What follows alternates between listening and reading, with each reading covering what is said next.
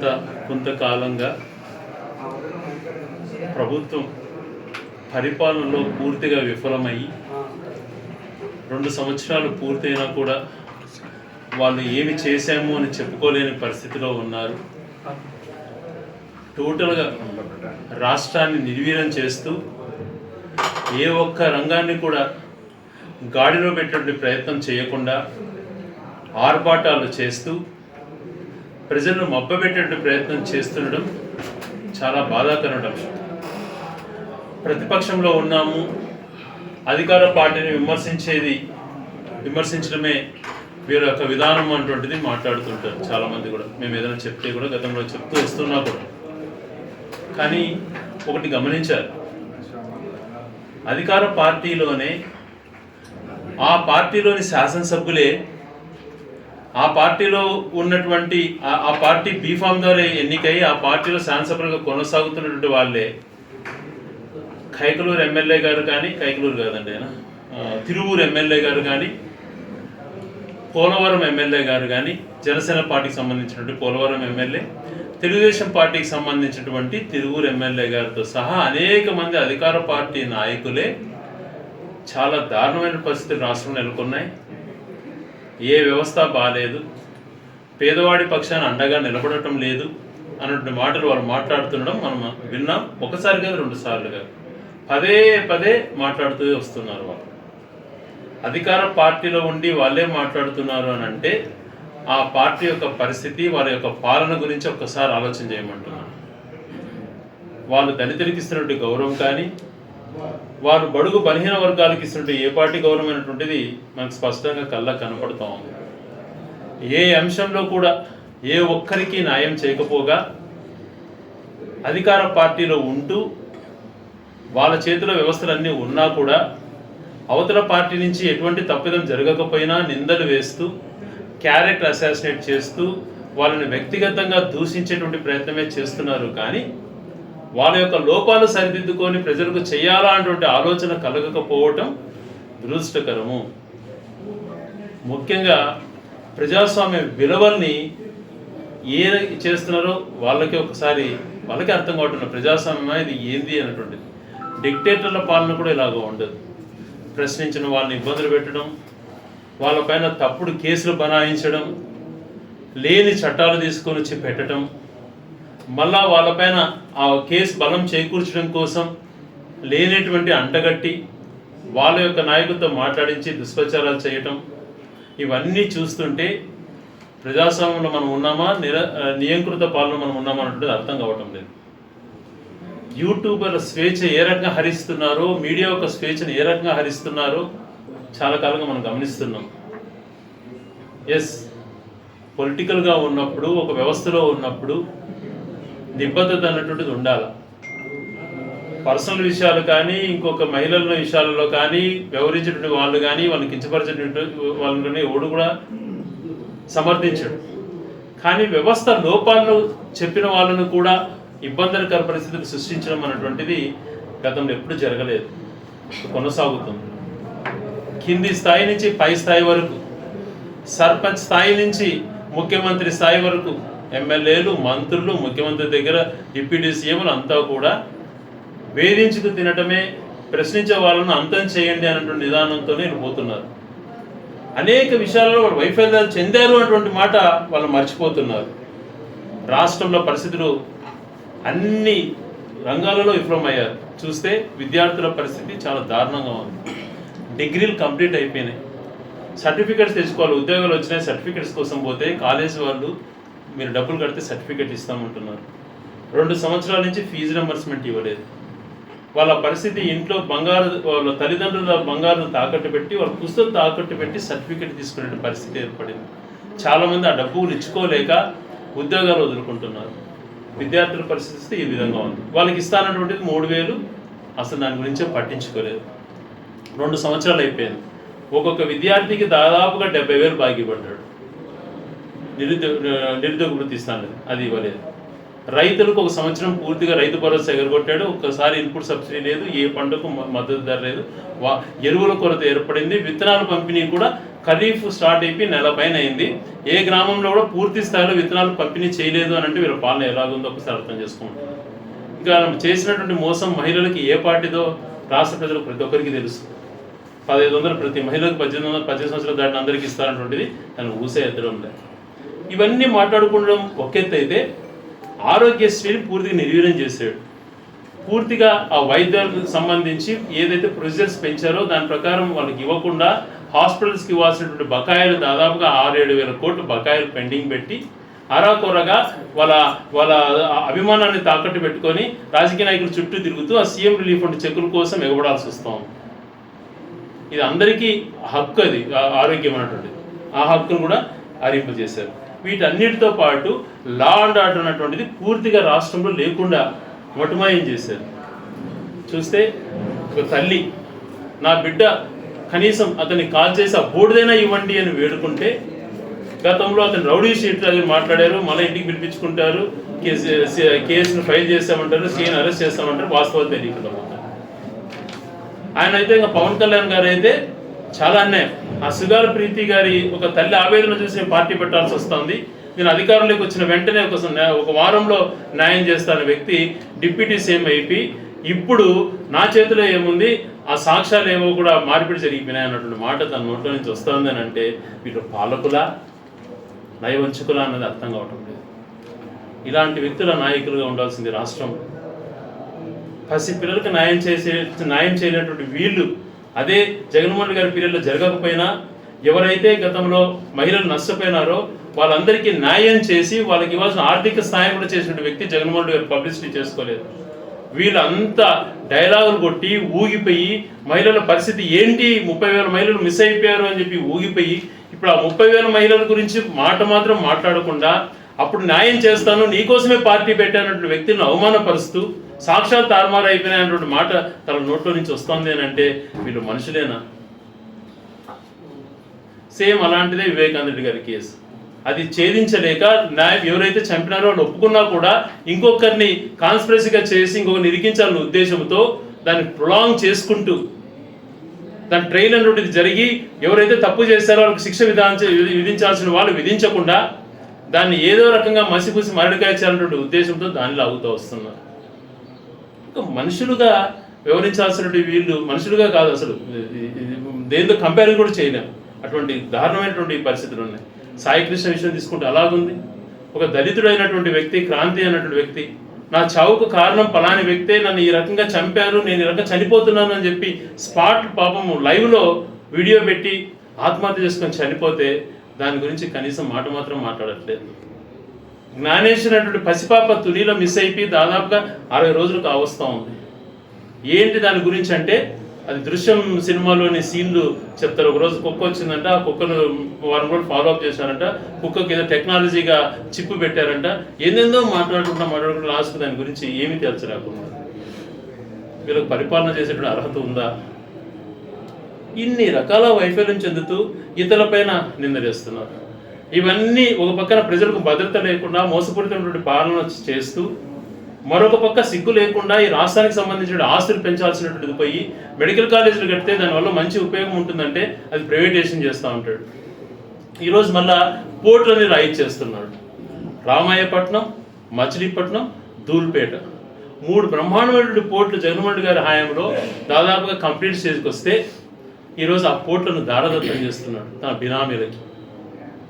రేపు పొద్దున అది భవిష్యత్తులో మన ఆంధ్ర యువకులకి ఎంతో ఉపయోగపడేటువంటి ఆ దాంట్లని అన్కండిషనల్గా ప్రైవేటుకు దారదత్తం చేస్తున్నారు.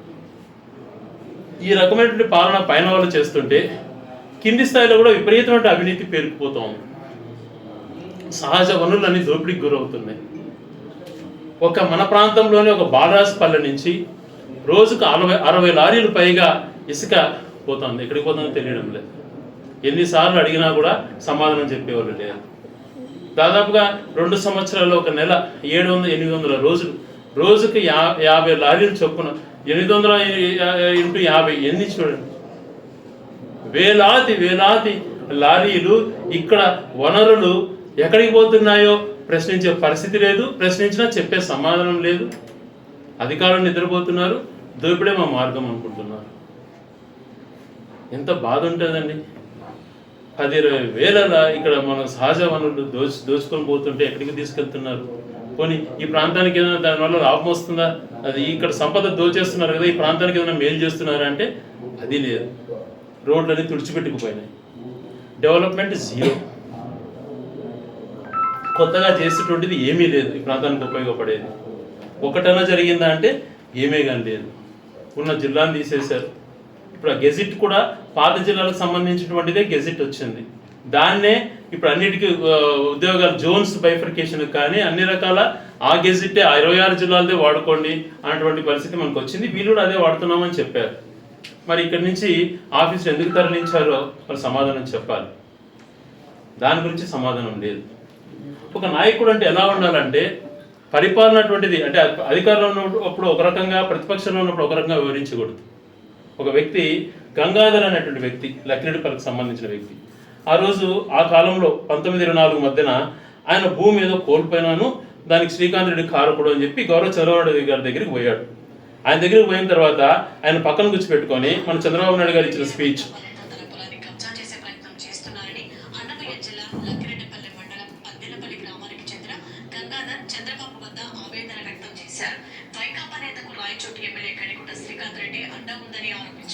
పొలం రాసివ్వకపోతే తనను చంపేస్తారని బెదిరిస్తున్నాడని కన్నీటి పరిగెత్తమయ్యాడు.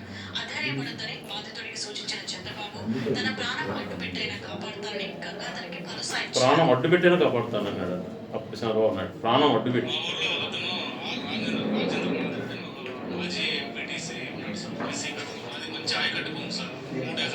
వైసీపీ అతను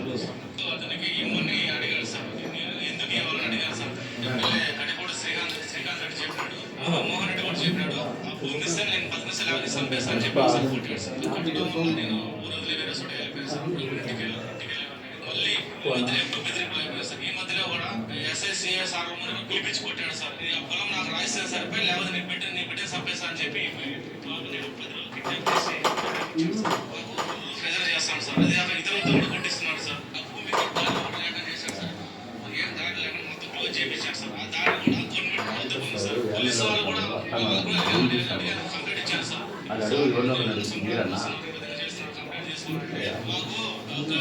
అది కూడా శ్రీకాంత్ రెడ్డి సార్ చెప్పినాడు, అందుకు మేము కేసు కట్టాము. నాయకుడు అతను పొలం ఇచ్చేసి తీసుకెళ్ళిపోతుందని చెప్పాడు సార్. ఆయన పేరు వినోద్ కుమార్ సార్, ఎస్ఐ గారు. సిఐ గారు వచ్చి వరప్రసాద్ సార్. వాడికి అన్నమయ్య జిల్లా ఎస్పీ హర్షవర్ధన్ రాజు కూడా కలిశారు సార్. అతను ఏమో స్పందించలేదు సార్. బంధనాల కనీసం లేదా 150 కంప్లైంట్ పెట్టినారు సార్. ప్రతి ఒక్కటి రేజల్ కొట్టినారు సార్. ఒక్కటి నాకు న్యాయం చేయలేదు సార్. నా భార్య పెద్దగా తెలియదు, ఇచ్చిన బిడ్డలు ఉన్నారు. వీళ్ళ పరిస్థితి ఏంటి సార్? ఇప్పుడు నేను ఒక రాజకీయ నాయకుని కాదు, ఒక కార్యకర్తను కాదు, నేను ఒక సామాన్య మనిషిని, ఒక కూలి పని చేసి బతికేవాడిని సార్. నేను ఏదో ఈ రోజు ఆయనకి ఇబ్బంది వచ్చింది కాబట్టి ఆయన ఇబ్బంది ఆయన చూసుకుంటాడు అనుకుంటే, రేపు మీకు ఇబ్బంది వచ్చినప్పుడు మిమ్మల్ని పలకరించే మనిషి కూడా ఉంటాడు. ఆ విషయం మీరు గుర్తుంచుకోవాల్సిన అవసరం. అందుకే నా ఆలోచన, నా బాధ, ఆ ఎమ్మెల్యే అడ్డలేకపోతే ఎవడంటే కావడానికి మనకి ఎక్కడికి ధైర్యం వచ్చిందండి? ఊరికి ఒక సైకో తయారవుతున్నారు. ఆ సైకో కష్టార్జిత విధానంలో వీళ్ళకు ఆగ్రహించిన 3 ఎకరాల చెదర భూమిని రాసి ఉంటారు. రాసిస్తే ఈయన రోడ్డు మీద పడతారు, రాసి ఇవ్వకపోతే ఈయన ప్రాణాలు పోగొట్టుకుంటారు. ఎంతమంది మార్గం వచ్చి ధైర్యంగా వచ్చి చెప్పగలుగుతారు? ఎంతమంది దూరం వస్తారు? అది రాలేకుండా చాలా మంది బలవంత పరిణామాలకు పాల్గొంటున్నారు. ఎక్కడైతే అరాచక పాలన ఉందో అక్కడ న్యాయం జరగదు. ఇలాంటి సంఘటనలు వస్తాయి. తమ్ముడు భయపడద్దు, నేను అండగా ఉంటా. నీ ప్రాణానికి నా గౌరవించగలుగుతాను. ఆయన ప్రాణం ఇచ్చి కాపాడుకుంటాడంట. 15 సంవత్సరాల ముఖ్యమంత్రి, ఆయనకు భూమి ఉండింది, వైసీపీ వాళ్ళు తీసుకున్నారు అని మాట్లాడినటువంటి వ్యక్తి ప్రతిపక్ష నాయకుగా ఉన్నప్పుడు అధికారంలోకి వచ్చినాక ఇదే గంగాధర్, అయ్యా స్వామి నువ్వు న్యాయం చేస్తానన్నావు చేయవయ్యా అంటే అతని విజయవాడలో నానా తిప్పలు పెట్టి కేసులు పెట్టించి కొట్టి తన పైన దాడి చేసి ఈరోజు అంటాడు సార్ ఆ రోజు శ్రీకాంత్ రెడ్డి సార్ లేదు, పేరుకు వాడుకున్నాను, ఆయన తప్పు లేదు అని మహానుభావుడు. ఈరోజు ఇట్లా నాకు న్యాయం చేయండి అని అంటే ఆ రోజు ఆరోపణ చేసినటువంటి వైసీపీ నాయకుడికి టీడీపీ కండవా కప్పి ఆయన పునీతుడు అయిపోయినాడంట. ఇది కండవాల పంచాయతీ. ఇప్పుడు జరుగుతున్న కండవాల పంచాయతీకి ఇది ఒక ఎగ్జాంపుల్. ఇట్లాంటివి జరుగుతున్నాయి. ఇటువంటి వ్యక్తులకు కండవాలు మారుతానే ప్రాణానికి అడ్డేస్తా, నా ప్రాణం అడ్డు వేసి కాపాడుతానటువంటి వ్యక్తి అవతలోడు కండవా కప్పుకుంటానే మర్చిపోయేటువంటి నీచమైన పరిస్థితి వచ్చింది అని అంటే ఎటువంటి రాజకీయాలు కొనసాగుతున్నాయి ఒక్కసారి ఆలోచన చేసి. ఎందుకు నేను ఇంతకుముందు జ్ఞానేశ్వరిది కానీ అంతకుముందు జరిగినటువంటి సుగాల ప్రీతిది కానీ సాయి కృష్ణది కానీ క్రాంతిది ఎందుకు చెప్పాను అని అంటే ఇలాంటి దుర్మార్గమైనటువంటి నీచ నికృష్ట పరిపాలన సాగుతుంది. ఆ రోజున మేము ఏ తప్పు చేయకపోయినా అడ్డుగోలుగా వ్యవస్థలను వాడుకొని మాపై నిందలేసి తాను ఒక ముఖ్యమంత్రి 15 సంవత్సరాలు ముఖ్యమంత్రిగా నేను ఉన్నాను ఇలాంటి మాట మాట్లాడచ్చా మాట్లాడకూడదు అని కూడా లేకుండా దాని వాస్తవాలు కనుక్కోకుండా మాట్లాడి ఆ రోజు ఇష్టానుసారం మాట్లాడి ఈరోజు అదే మనిషి న్యాయం చేయండి అని అంటే అతన్ని దాడి చేసి అవతల ఆరోపణ చేసిన వ్యక్తిని టీడీపీని కలుపుకొని స్వయంగా సిఐ లక్కిడిపల్లి పోలీస్ స్టేషన్కి పోయి ప్రెస్ మీట్ పెడతాడు అతను తప్పు గంగాధర్ అని. ఆ రోజు ఏమన్నాడు, ఎస్పీ నీ కాళ్ళు పట్టిస్తా, ఎస్పీ తీసుకొచ్చి నీ కాళ్ళు పట్టిస్తా అని చెప్పినటువంటి వ్యక్తి ఈరోజు ఆ మనిషి ఆ రోజు ఆరోపణ చేసిన వాడు దుర్మార్గుడు అని చెప్పి ఒక సిఐ పరిగెత్తుకుంటా పోలీస్ స్టేషన్ పోయి ప్రెస్ మీట్ పెట్టించే పరిస్థితి ఎంత దారుణం అండి. మీరు ఒక మనుషులేనా?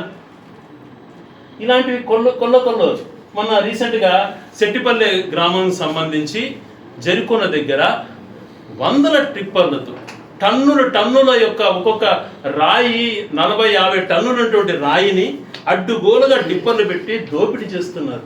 సీసీ కెమెరాలు ఏర్పాటు చేసి ఆ దాదాపు ఏం జరుగుతుందని పోవడానికి పోతే వాళ్ళ పైన దాడి చేస్తున్నారు. మా కర్మ ఏ మీడియాలకు తెలిసిందో లేదో కానీ ఎవరు కూడా పోలా. ఇక్కడ యొక్క సంపదని ఈ రకంగా దోచుకుంటూ పోతుంటే అదే రకంగా సర్వే నెంబర్లు కూడా నేను ఏందయా అని కనుక్కుంటే దాదాపుగా సర్వే నెంబరు 2451 ఒకటి సర్వే నెంబర్లో, ఇంకొకటి ఆ పక్క సర్వే నెంబర్లో వందల ఎకరాలు 2451 సుమారు ఇదొకటి 2451లో ఈ బ్లాక్లన్నీ కూడా క్వారీ చేసి ఈ ఫొటోస్ క్లారిటీ లేవు మీకు నిజంగా నాకున్నటువంటి ఫోటోలు. ఎందుకంటే అక్కడికి పోతుంటే దాడి చేస్తున్నారు, కొడుతున్నారు ఫోటో తీయడానికి పోతుంటే. దాని గురించి కనుక్కోవడానికి స్థానిక అధికారులను కానీ పెద్ద స్థాయి అధికారులను అడిగితే మాకైతే పర్మిషన్స్ అయితే మేము ఏమి ఇవ్వలేదు సార్, మొన్న రీసెంట్గా అప్లై చేశారు అంటున్నారు. మన సంవత్సరం నుంచి తోసుకుంటున్నటువంటి సంపద ఎందుకు ప్రశ్నించలేకపోతున్నారు? ఏ ప్రాంతం ఇదంతా మీ జాగీర్లా? ఏమనుకుంటున్నారు? ప్రజాస్వామ్యం సంబంధించిందంటే ప్రజల యొక్క సొత్తు అంటే ఏమనుకుంటున్నారు మీరు? ఇంత నిర్లక్ష్యమా? మరి కొంచెం గట్టిగా ఎందుకు మీరు పట్టించుకోవట్లేదు, ఇంత దారుణంగా పరిస్థితులు జరుగుతున్నాయని అంటే సార్ లోకేష్ గారు సీఎం గారు పర్సనల్ అంటే సార్ అదే అని చెప్తున్నారు. మరి దానికి సమాధానం చెప్పాలి. వాళ్ళ పేర్లు నిజంగా ఇక్కడ నుంచి సంపద దోచుకునేటువంటి పరిస్థితికి చంద్రబాబు నాయుడు గారు లోకేష్ గారు వచ్చారా అంటే మాకు ఆశ్చర్యం కలుగుతాను. మరి వాళ్ళ పేరు చెప్తున్నారు, నేను చెప్పే మాట కాదు, వాళ్ళు చెప్తున్నటువంటి మాట. వాళ్ళ పేరు చెప్పి వాళ్ళ పర్సనల్గా దోచుకుంటున్నారు సార్ అన్నటువంటి మాట మాట్లాడుతున్నారు. దీనిపైన సమాధానం చెప్పాల్సినటువంటి బాధ్యత ప్రభుత్వం పైన ఉంది. ఒకటి కాదు, రెండు కాదు. ఇలాంటి కొల్ల జిల్లా ఏర్పడే సమయంలో ఈ చుట్టుపక్కల రింగ్ రోడ్డు కానీ చుట్టుపక్కల ప్రాంతాలలో ప్రభుత్వ భూములు ఏమున్నాయని ఐడెంటిఫై చేయించి నేమ్ బోర్డ్ అక్కడ నోటీస్ బోర్డు డిస్ప్లే చేయించినటువంటి చరిత్ర నాది. నా పైన మాట్లాడతారు వీళ్ళు. ఆ లెక్కలన్నీ ఉన్నాయి కదా. తర్వాత ఈ 2-3 సంవత్సరాలలో ఏమన్నా క్రాంతమైనాయో అవన్నీ డేటాలు ఎందుకు చెప్పలేకపోతున్నారు? ఆ బోర్డు పెరికేసి ఇష్టానుసారంగా ప్లాట్లు వేసుకున్నారు. నేను ఒకటే, ప్రభుత్వ ఆస్తులకు సంబంధించింది కానీ ప్రభుత్వ భూములకు కానీ కాపాడాల్సిన బాధ్యత ప్రతి పౌరుడిగా ఉంటుంది. ఒక రాజకీయవేత్తగా కాకుండా ఒక పౌరుడిగా చెప్తున్నాను. ఒకవేళ అప్పుడు గవర్నమెంట్ ల్యాండ్స్ అనేటువంటివి ఉన్నాయి అనేటువంటిది ఐడెంటిఫై చేయడం జరిగింది.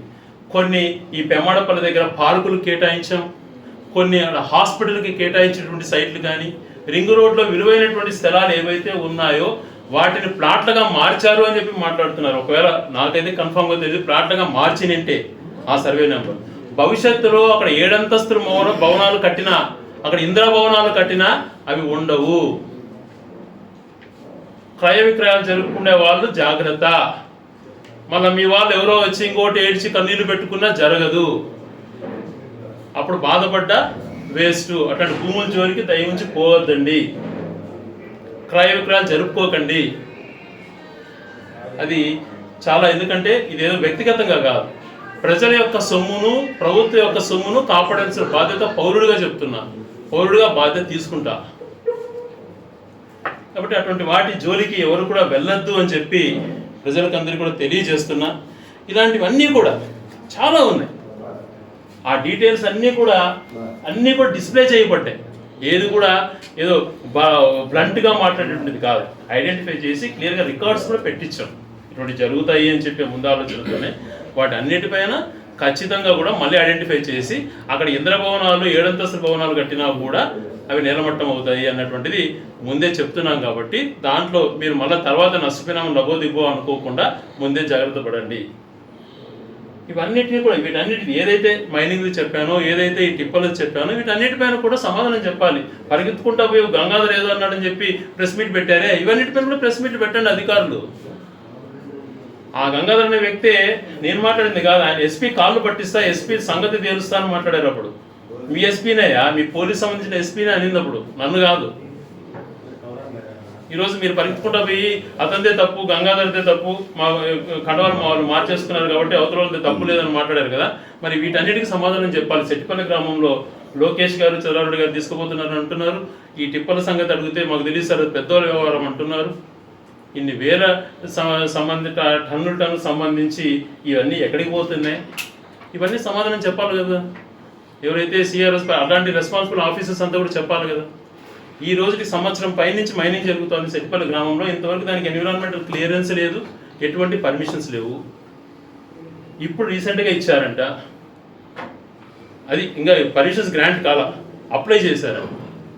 మరి అప్లై చేయకముందే సంవత్సరాల తరపున ఇన్ని రకాల దోపిడీ జరిగినప్పుడు ఎందుకు సమాధానం చెప్పుకోలేకపోతున్నారో ఒక్కసారి వాళ్ళు చెప్పాల్సిన బాధ్యత ఉంది. వీటన్నిటితో పాటు దేనైనా కూడా మంచి జరిగేటప్పుడు దేనికైనా సహకరిస్తాం. తప్పు జరుగుతున్నప్పుడు, తప్పును ప్రశ్నించినప్పుడు ప్రతి ఒక్కరూ దాన్ని బాధ్యతగా తీసుకోవాలి. చేతనైతే అది తప్పు లేదు, ఇది జరుగుతోంది అని చెప్పి వాస్తవాలు చెప్పగలగాలి. మాకు ఆ అవసరం లేదు, మేము దాడులే మా సిద్ధాంతం అంటే ఎవరు భయపడరు. సో ఇవన్నిటిపైన ఖచ్చితంగా ప్రశ్నిస్తూ పోతుంటాం. పైనుంచి కూడా అనేకమైనటువంటి ఇన్ఫర్మేషన్స్ మాకు కూడా వచ్చాయి. వాటన్నిటిని కూడా క్లియర్గా మీడియా సోదరులతో షేర్ చేసుకుంటాను. ఇంత అస్తవ్యస్తమైనటువంటి పాలన చేస్తున్నటువంటి వీళ్ళకు పైన పరిపాలన అలాగే ఉంది, కింద చూస్తే ఈ రకంగా జరుగుతుంది. ప్రజలకు మేలు చేసేటువంటిది ఏది జరగలేదు. ఒక పక్కా గృహం ఇంతవరకు ఏ గ్రామంలో ఇచ్చిన పాపాన పోలేదు, ఒక కొత్త పెన్షన్ ఇచ్చినటువంటి పాపాన ఇల్లు పోలేదు. ఇంత పరిపాలనగా వైఫల్యం చెంది ఇతరుల పైన గొడ్డల పార్టీలను మాట్లాడతారా? ఎవరిదండి గొడ్డల పార్టీ? మీది వెన్నుపోటు పార్టీ. మీ పార్టీ పుట్టుకే తప్పు. గౌరవనీయుడు రామారావు గారు పెట్టినటువంటి పార్టీని వెన్నుపోటు పొడిచి ఆయనను చంపి తీసుకున్నటువంటి వాళ్ళు మీరు మా గురించి మాట్లాడతారా? మేము ప్రజాబలంతో వచ్చాం, ప్రజల ఎమోషన్తో, ప్రజల యొక్క కోరిక మేరకు వచ్చినటువంటి పార్టీ మాది. మీరు మీ ఉనికి, మీ ఫెయిల్యూర్స్ని కప్పిపుచ్చుకోవడం కోసం, మీ ఫెయిల్యూర్స్ అన్నీ కూడా తప్పుదో పట్టించి దాన్ని డైవర్షన్ చేయడం కోసం మా పార్టీ పైన ఆరోపణలు చేస్తున్నారు. చిత్తశుద్ధితో పనిచేశాం పేద ప్రజల కోసం, ఈ రాష్ట్ర అభివృద్ధి కోసం. 6,000 పక్కా గృహాలు ఇచ్చాం, 100 బెడ్ హాస్పిటల్ కట్టాం, స్టేడియం కట్టాం, అనేకమైనటువంటి భూములు ప్రభుత్వానికి చెందే విధంగా చేశాం. శిల్పారామం మొదలుపెట్టాం, జిల్లా హెడ్ క్వార్టర్స్ తెచ్చాం, ఇరిగేషన్ ప్రాజెక్టు తీసుకొచ్చాం, 7,000 కోట్లతో వాటర్ గ్రిడ్ను టెండర్లు పిలిపించి మొదలు పెట్టించాం. ప్రతి చెరువు నింపాలనే ఉద్దేశంతో 4,000 కోట్లతో ఇరిగేషన్ వర్కులు చేశాం. ఇది చేస్తే మేము మంచోళ్ళం కదా? ఏ రకంగా మంచోళ్ళం కాదు? మేము ప్రజలకు మేలు చేశాం, దోపిడీని అడ్డుకున్నాం, పేద ప్రజలకు ఆ సంపద అందించడానికి ప్రయత్నం చేశాం. మేము ఈ రకంగా కాదు, దౌర్జన్యాలతో ఇంకోటో చేయాలన్నటువంటిది కాదు, తప్పుదో పట్టించి డైవర్షన్ పాలిటిక్స్ చేయడం కాదు. పైనుంచి కింద వరకు అదే నేర్చుకున్నారు. కాబట్టి ఇప్పటికైనా చిత్తశుద్ధితో వీళ్ళు చేస్తున్నటువంటి అహంకార పరిపాలన అటువంటిది తగ్గించుకొని, టైం అయిపోయింది. ఇప్పటికీ ఆ తల్లికి సంబంధించి సాయికృష్ణ తల్లికి సమాధానం చెప్పినటువంటి పరిస్థితి, బూడిద ఇవ్వలేనటువంటి పరిస్థితి. ఇంత అరాచకం, దౌర్జన్యాలు జరుగుతున్నాయి. కాబట్టి ఇవన్నిటిని మానుకొని వ్యవస్థలు అటువంటిది మీ సొంతం కాదు. ఈ వ్యవస్థలు అనేటువంటిది కాపాడాల్సిన బాధ్యత ప్రతి ఒక్కరిపైన ఉంటుందని గమనించుకొని ప్రతి అధికారి కింది స్థాయి VARI నుంచి కలెక్టర్ వరకు బాధ్యతగా వ్యవహరించండి. ఇప్పుడు బాధ్యతగా వ్యవహరించిన వాళ్ళందరూ కూడా మేము ఆయన మాదిరి రెడ్ బుక్ అనం కానీ తప్పు చేసేటువంటి వాళ్ళు ఎవ్వరు కూడా తప్పించుకొని పోలేరు. ఏ అధికారైనా ఏ మనిషి అయినా వాళ్ళందరికీ కూడా ఖచ్చితంగా ప్రజాస్వామ్యంలో పడవలసినటువంటి శిక్ష పడుతుంది తప్పు చేసిన వాళ్ళకి. అది గమనించుకొని పోవాలని చెప్పి హెచ్చరిస్తున్నారు.